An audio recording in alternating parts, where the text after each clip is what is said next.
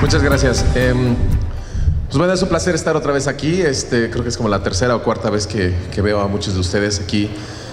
Primero en el ABECAO, que muchos de ustedes son productores también de aves. Y recientemente, hace unos cuantos meses, en el Roadshow que hicimos de Grupo Nutec.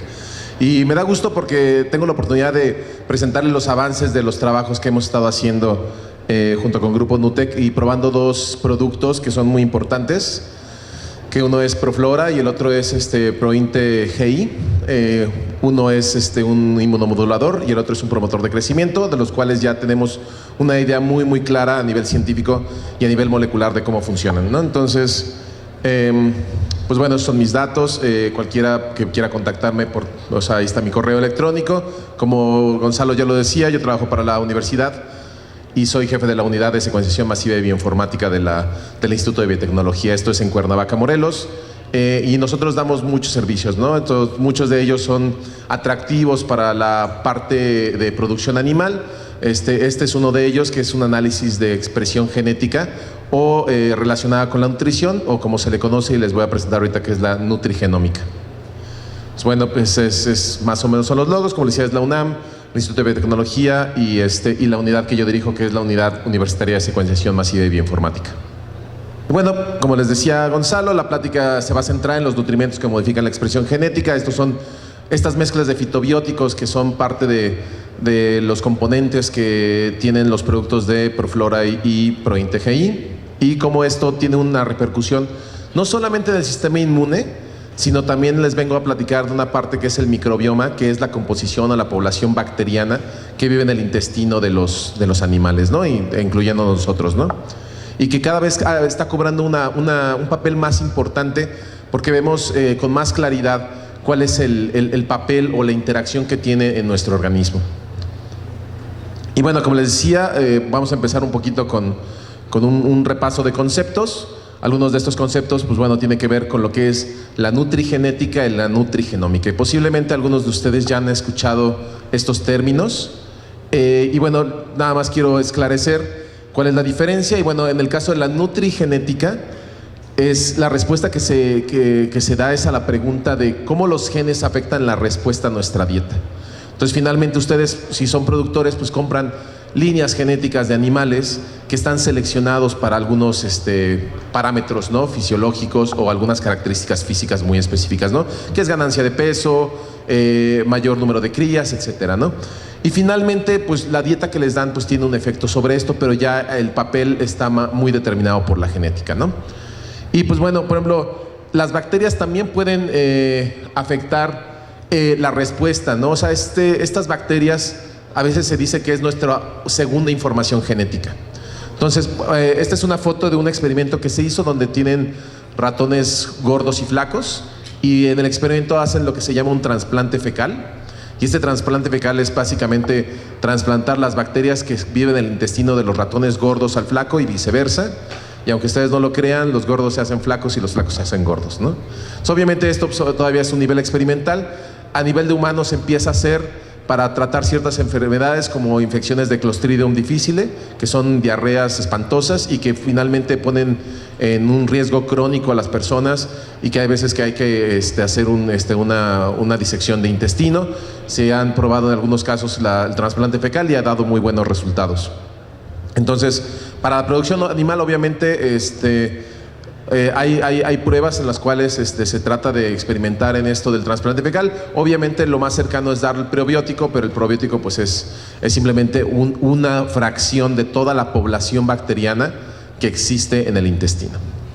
Y bueno, y la nutrigenómica es más bien cómo los componentes de nuestra dieta influyen en la expresión de nuestros genes. Entonces, yo lo que estoy comiendo, cómo afecta mi expresión genética, y esto cómo va directamente al metabolismo.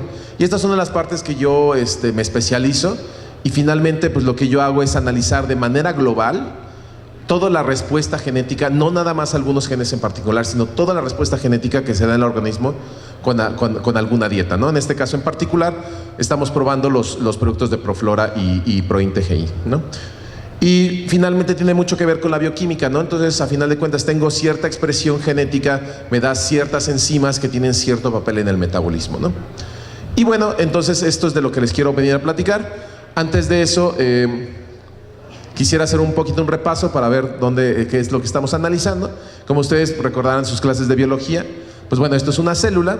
Dentro de la célula tienes varios componentes. Uno de ellos es el núcleo.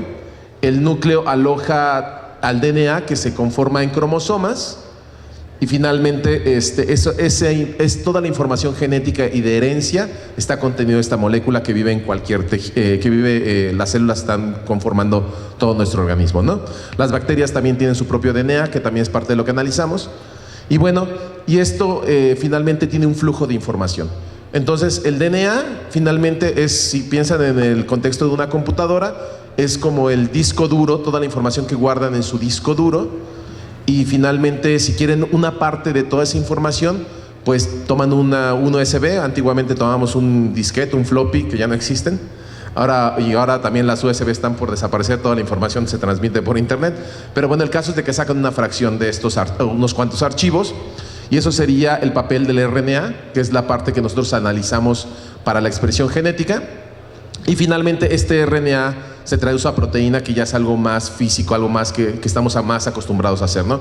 Esta proteína puede ser desde enzimas, que tiene un papel, como les platicaba Gonzalo, un papel específico en el metabolismo, o simplemente proteína que es estructural, que forma parte de las fibras musculares, y esto también es importante, sobre todo para la producción animal. Entonces, bueno, ahorita la parte del estudio se centra en esta molécula, y bueno, les voy a platicar más o menos cómo o qué técnicas tenemos, qué tecnologías tenemos disponibles para analizar estas moléculas. Y finalmente, pues este es un panorama muy general de las moléculas, cómo están, las moléculas, las tecnologías, qué es lo que tenemos disponible. Tenemos muchos aparatos hoy en día que son muy modernos. Para ponerlos en contexto, en el 2000 se terminó de caracterizar el genoma humano, que tuvo un costo tuvo una duración de 10 años y un costo de $1 billón. Ahora lo más sorprendente es que, por ejemplo, con este tipo de máquinas podemos repetir el ejercicio en unos cuantos días, o máximo una semana, y por menos de $1,000 pueden tener ustedes la información de su genoma completamente secuenciada, ¿no? Entonces se fijan, el brinco tecnológico es muy grande, y es un poco lo que les voy a presentar. Nosotros la tecnología que usamos es la tecnología de Illumina, se llama una tecnología de segunda generación, y les voy a poner un video que finalmente les explica cómo funciona la tecnología. Entonces, recordando que estamos trabajando con moléculas de DNA, este es un secuenciador que ya incluso es viejo. Nosotros ya tenemos un secuenciador muy nuevo, pero este video compila las 3 fases que hay que hacer para caracterizar el DNA. Entonces, finalmente, este aparato no es otra cosa más que un microscopio muy potente y una cámara de alta resolución. Entonces, lo primero que tenemos que hacer es, si ustedes pueden extraer DNA de cualquier organismo o de cualquier fuente, pues más o menos una representación de la molécula, lo primero que hacemos es fragmentarlo, en este caso vía mecánica, por ondas ultrasónicas. Una vez que tenemos estos pequeños fragmentos, les pegamos unos adaptadores que me van a permitir hacer la secuenciación o determinar cuál es el orden de cada uno de los bloques básicos que conforman la molécula de DNA. Y finalmente esto sucede en una superficie sólida, es una placa que no es más grande que un portaobjetos. Finalmente, estos adaptadores, la primera función que tienen es que son complementarios, o sea que me ayudan a que se peguen aquí sobre la superficie.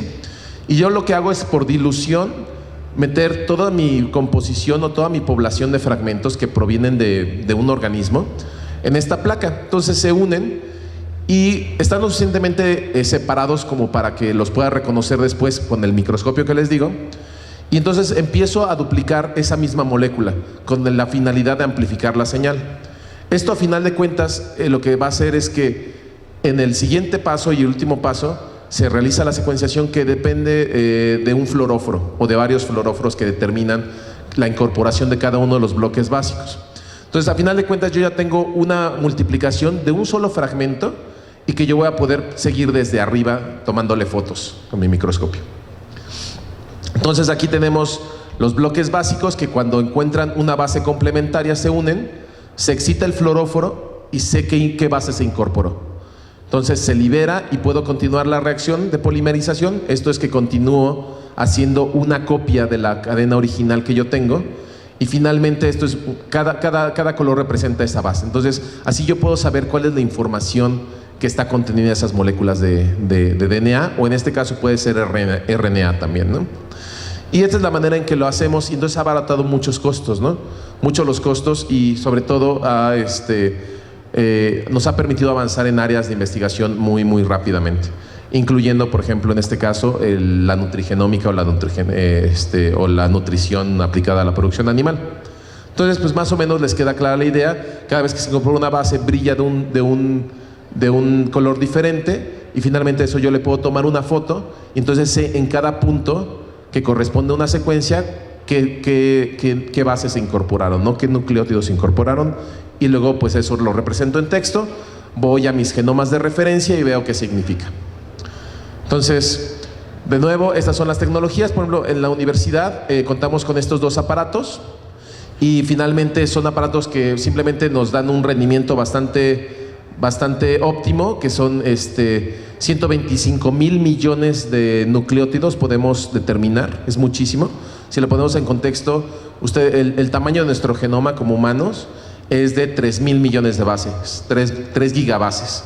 Entonces 120 estaríamos hablando de que podemos secuenciar 20 genomas humanos, o mi genoma humano 20 veces. Y bueno, pero existen nuevas tecnologías que, pues digo, siguen evolucionando en este mismo momento, y que finalmente también les vengo a presentar, y que son cosas que vamos a incorporar, esperamos, este año, si CONACYT nos da el apoyo. Y finalmente, la diferencia que tiene esto es que son en tiempo real y trabajan a nivel de una sola molécula. Y finalmente les quiero presentar una tecnología que se llama la tecnología de Oxford Nanopore. Entonces, es muy impresionante, porque ahora, en vez de generar toda esta fragmentación del DNA, aquí ya no lo tengo que hacer. Simplemente lo que tengo que hacer es aislar mi molécula y pasarla a través de un poro de proteína. Este poro lo que hace es que va a medir el cambio de corriente en una membrana. Ahorita lo van a ver. Entonces, este es el poro. Finalmente, este poro yo lo puedo poner en una membrana, y sobre esa membrana puedo medir un voltaje. Entonces, yo puedo pasar prácticamente cualquier molécula por adentro de ese poro, y el paso, dependiendo del tamaño de la molécula, es que me va a dar un cambio de voltaje. Entonces, esto tiene un potencial muy, muy grande, porque no solamente podemos caracterizar DNA, sino RNA directamente, o proteínas, o la molécula que se les ocurra. Y finalmente, pues todo está determinado por el tipo de cambio de voltaje. Entonces, aquí yo estoy midiendo el voltaje. Está pasando, pues está fluyendo pues nada más la solución que normalmente se necesita para tener embebido este poro. Y cuando pasa una molécula, aquí registro un cambio de voltaje. Y como van a ver, pues ese cambio de voltaje es proporcional al tamaño. Si pasa una molécula más grande, pues el cambio es mayor. Entonces, si aplicamos esta tecnología al DNA, pues vamos a tener varios cambios de voltaje que podemos seguir. Si ustedes piensan o han escuchado hablar de la nanotecnología, esto es una aplicación de nanotecnología a la biología. Entonces, aquí tienen, por ejemplo, una cadena de DNA que ya no tengo que fragmentar. Entonces, por una proteína guía se inserta en el poro, y entonces yo voy registrando la secuencia y la información que tiene esa molécula, y básicamente lo puedo hacer a una velocidad enorme. Si yo quiero tener más seguridad, pues reviso una cadena, y como ustedes recordarán, el DNA es de doble cadena, y entonces aquí viene la otra información, y me permite tener una corrección de errores muy grande. Como toda técnica, pues tiene un límite de detección, que muchas veces está limitada por el voltaje. O sea, los voltajes pues pueden variar más allá de lo que deberían por el paso de la molécula. La velocidad en sí es lo complicado, lo hace tan rápido que a veces nos equivocamos y no lo venimos bien, pero cuando secuenciamos la otra cadena de DNA, pues esto se corrige, ¿no? Y entonces, ¿cuál es la utilidad de esto? Que ahorita, como van a ver, hay un desarrollo que es el que está comercialmente disponible, que me permite llevar este secuenciador a cualquier lado. Entonces, prácticamente estos secuenciadores se pueden utilizar, es algo que no estamos lejos, ahora en este mismo momento sería muy caro, pero podríamos tener un secuenciador en nuestras granjas y estar analizando y siguiendo ya sea la expresión genética de los animales, o también podemos estar caracterizando, por ejemplo, las bacterias que están en el ambiente, que pueden ser desde patógenos hasta bacterias sanas. Este es un desarrollo que se hizo, pero nunca funcionó, entonces realmente se abandonó, que la idea era tener estos cartuchos donde se insertara en una computadora y se hiciera todo el registro aquí. Pero este es el que realmente existe. Este secuenciador es de este tamaño, lo pueden conectar a su computadora y hacer todo de pruebas in situ, ¿no? En el lugar. De hecho, esta tecnología se usó, por ejemplo, en África cuando fueron los brotes del virus ¿cómo se llama?, de ébola. Pues no se puede montar un laboratorio de biología molecular, ni puedes andar moviendo de la selva fácilmente esas muestras, ¿no? Y entonces lo que se hizo fue, se llevaron estos secuenciadores y caracterizaron muchos de las cepas que estaban ahí. Y bueno, entonces, ¿a dónde está evolucionando la tecnología? Pues bueno, este es el último desarrollo, el que les presentaba en el video se llama Minion, y este se llama SmithGeon. Entonces, este prácticamente es un desarrollo que esperamos tener en 2 años, que ustedes van a poder conectar a su celular, prácticamente como de serie de CSI, poner una gota de sangre o de una muestra aquí, secuenciarlo en ese momento, conectarse al celular con la nube y determinar qué es lo que tienen en la muestra. Entonces, sí, a veces asusta porque suena mucho ciencia ficción, pero este es el desarrollo a donde estamos avanzando, ¿no? Entonces, bueno, ya ahorita les expliqué más o menos con qué trabajamos. Ya conocen ustedes las tecnologías con las que contamos y ahora sí vamos a ver la aplicación de las tecnologías para el estudio que hicimos. Entonces, bueno, como les comentaba, en el 2012 se recopiló toda la información genética del cerdo. Esto salió en la revista Nature, es una de las revistas internacionales con mayor impacto en el área científica, en el área de ciencia en general, o sea, no tiene que ser biológica ni médica. Y finalmente, pues como dicen, no, ya hemos traído el tocino a casa, ¿no? Entonces tenemos ya toda la información genética, ahora podemos aprovecharla para hacer este tipo de estudios. Y bueno, les voy a platicar más o menos del ensayo que hicimos, que fue un ensayo de nutrigenómica y microbiota en cerdos usando productos fitobióticos, ¿no? Entonces, en traducción de esto es simplemente lo que estamos haciendo es ver la expresión genética del cerdo influenciada por estas mezclas que tienen extractos de compuestos naturales y finalmente cómo varía tanto el rendimiento del cerdo desde el punto de vista inmune o finalmente cómo está alterando la bacteria, las poblaciones bacterianas, ¿no? Como les platiqué con el ejemplo de los ratones, tiene mucha influencia cómo metabolizamos o en nuestra salud la composición de bacterias que habitan en nuestro organismo, ¿no? O sea, es muy interesante. Entonces el diseño experimental pues finalmente fue aprovechando toda la información que tenemos del cerdo en su genética. Tenemos también conocimientos de bases de datos de bacterias y su caracterización, y finalmente esto cómo se acopla con una muestra real en una granja, ¿no? Y obviamente hay que tomar en cuenta, como decía Gonzalo, como decía Laurent, que el manejo de la granja con la alimentación y muchos factores son los que dan el éxito en el rendimiento de la producción animal, ¿no? Entonces, ¿qué es lo que estamos haciendo? Tenemos un diseño experimental donde finalmente tomamos lechones de 21 días, esto es prácticamente al destete, esto es nuestro día 0 dentro del experimento, y estamos administrando a 4 individuos para cada uno de los componentes, que es una dieta base, el producto que es ProIntegei y Proflora, 4 individuos por cada experimento, por cada condición, y tenemos 3 puntos en el tiempo, el día 0, el día 21 y el día 49, que equivalen al día 42 y al día 70 de la vida del lechón.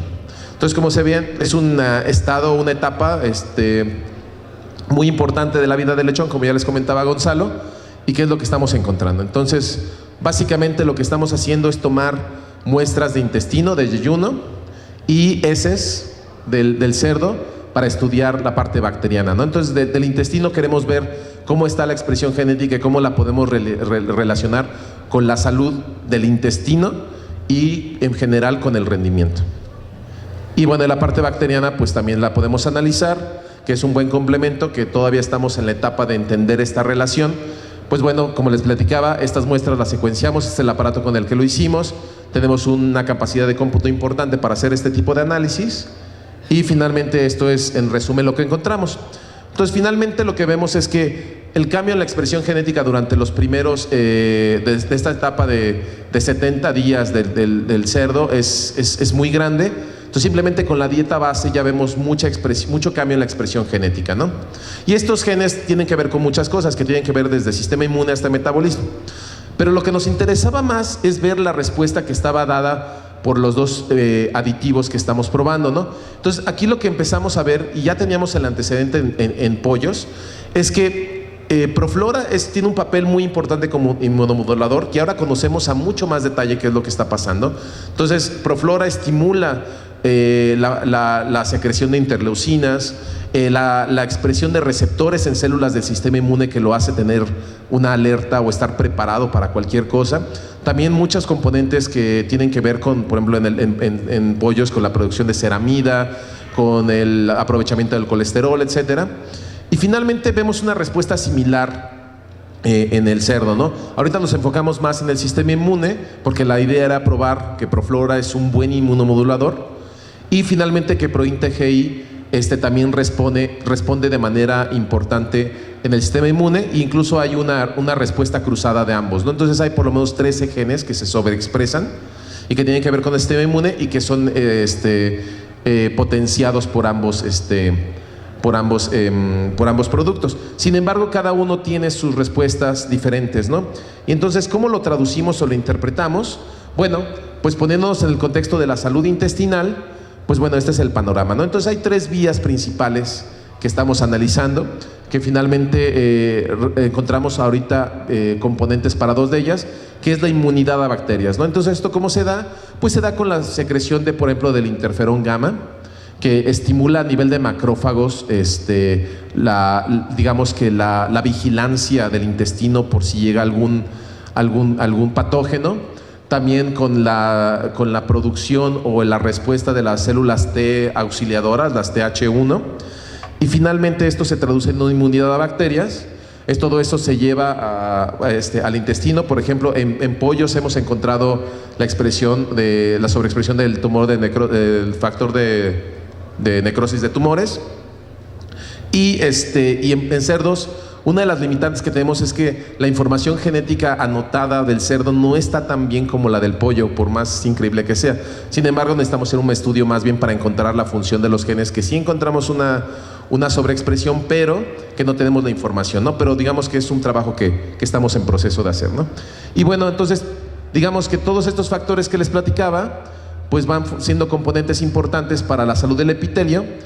Y como les platicaba ahorita, en un momento les voy a decir qué es la otra historia del microbioma intestinal. Entonces, tenemos inmunidad a bacterias, pero no a todas las bacterias, ¿no? O sea, por un lado, tenemos un compromiso entre tener una defensa contra bacterias patógenas, pero también una interacción y un asilo de bacterias benéficas o que son normales del tracto intestinal, ¿no?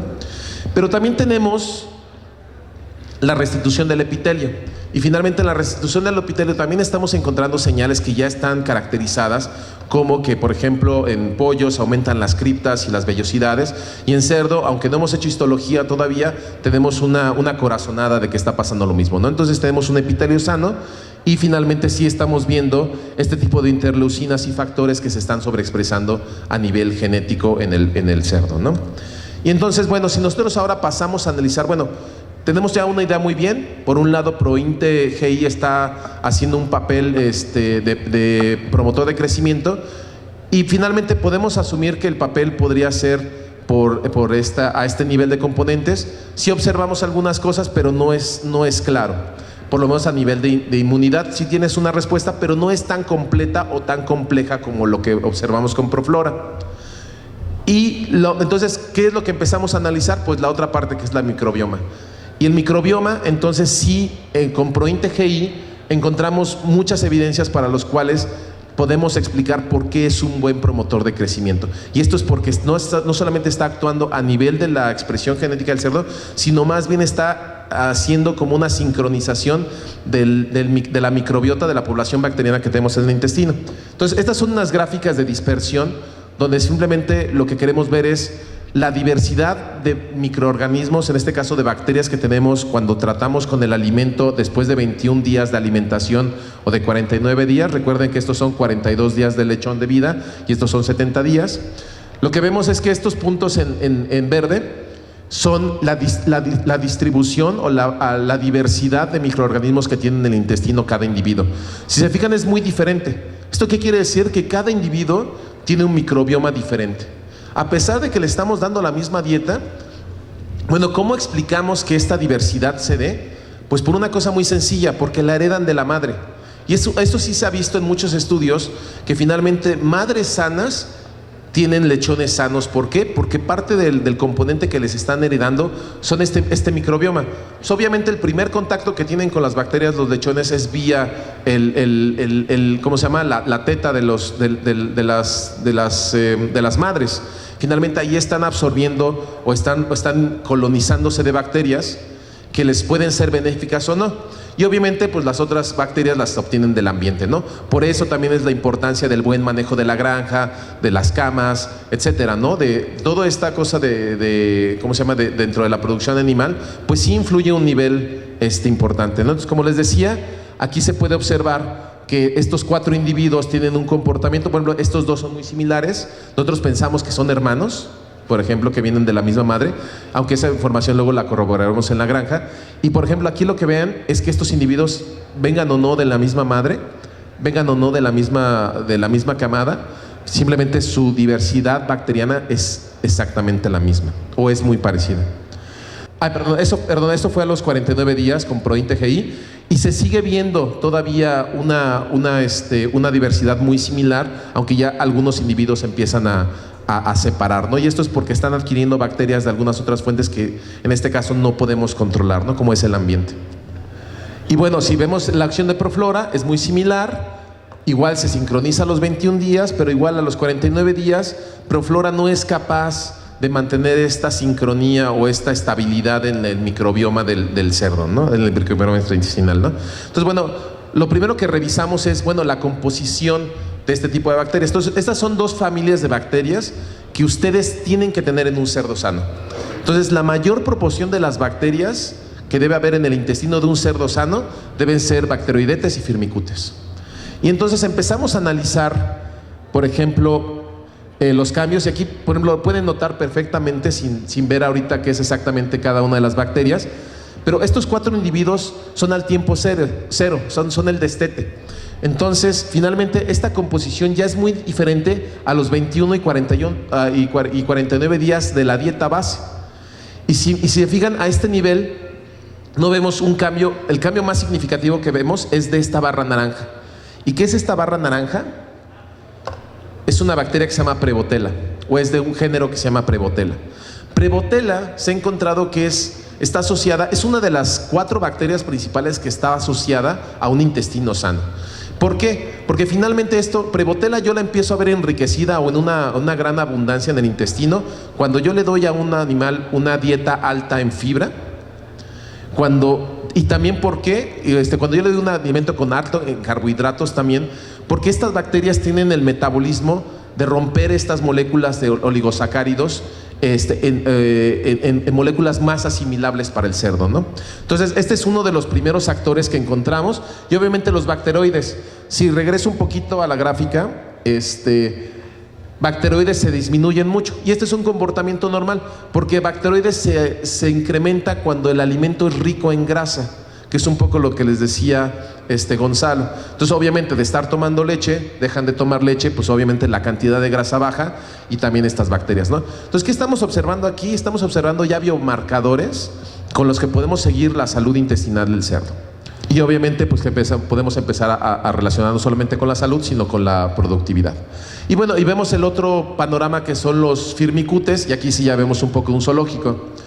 Igual, en estos 4 animales, por ejemplo, una de las cosas que puede llamar la atención son estas barras negras que no se ven mayoritariamente en todos los otros individuos.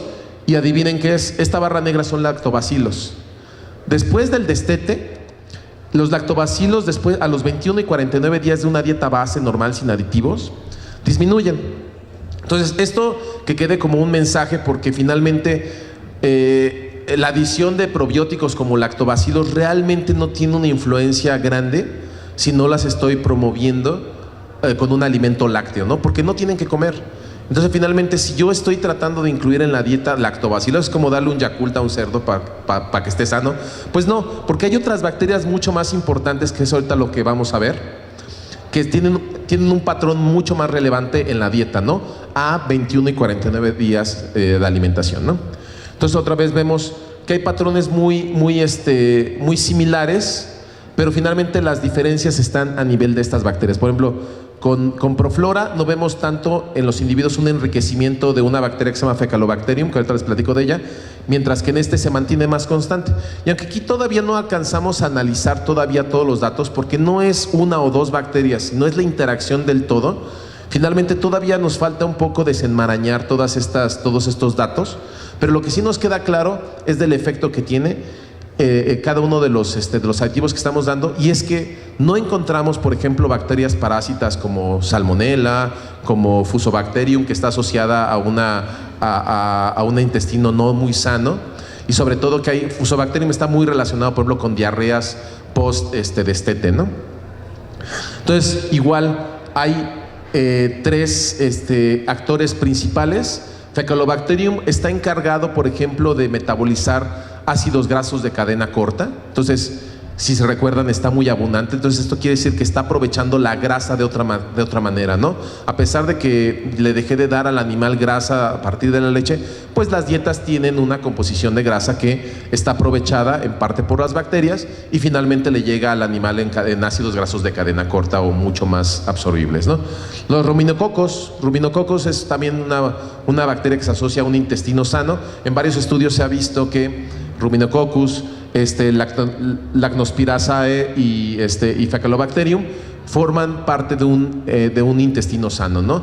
Y por ejemplo, aquellos cerdos que tienen más propensión a diarreas o que tienen diarreas más post-destete, no tienen estas bacterias enriquecidas, ¿no?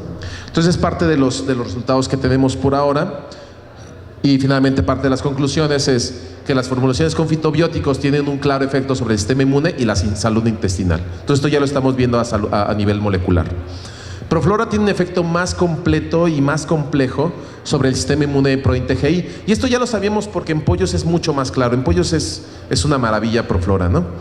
Y finalmente, ProINTGI, pues ya lo que sabemos es que tal vez la acción que tiene a nivel de promotor de crecimiento no solamente es a nivel del sistema inmune, sino que es a nivel del microbioma, ¿no? Entonces, un cerdo más sano pues destina más energía al crecimiento, dado que no se va a enfermar y no tiene que combatir infecciones, ¿no? Y esto le da ciertas ventajas, ¿no?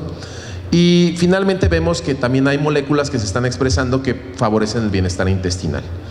ProINTGI, como les decía, parece tener un efecto sincronizante en las bacterias, y entonces los cerdos de 42 a 70 días después del destete, pues yo tengo todas las bacterias que tengan que tener un cerdo sano. Entonces, esto ya lo sabemos gracias a estos estudios. Ambos productos están favoreciendo la colonización de los géneros bacterianos, como les decía, asociados a cerdos sanos o menos susceptibles a enfermedades como diarreas, ¿no? Y obviamente nos falta un camino largo por recorrer, sobre todo mucho más estudios que tienen que ver precisamente con otras etapas del crecimiento del cerdo, y finalmente nos podría llevar al desarrollo de probióticos. Entonces es un campo muy vasto y muy virgen que todavía estamos andando, ¿no? Y otra de las cosas que se ha propuesto tanto en el instituto como en NUTEC, en colaboración con la universidad, es hacer ya retos, ¿no? Entonces, probar y retar a los cerdos en ciertas situaciones de enfermedad y ver cómo ver si estos aditivos tienen, aparte de un efecto preventivo, un efecto remedial, ¿no? Pero esto no lo sabremos hasta que empecemos con el diseño o con los nuevos experimentos. Y bueno, pues no me queda más que agradecer al grupo NUTEC, a los organizadores del congreso y a ustedes por asistir. Y cualquier pregunta, por favor, háganla. Gracias.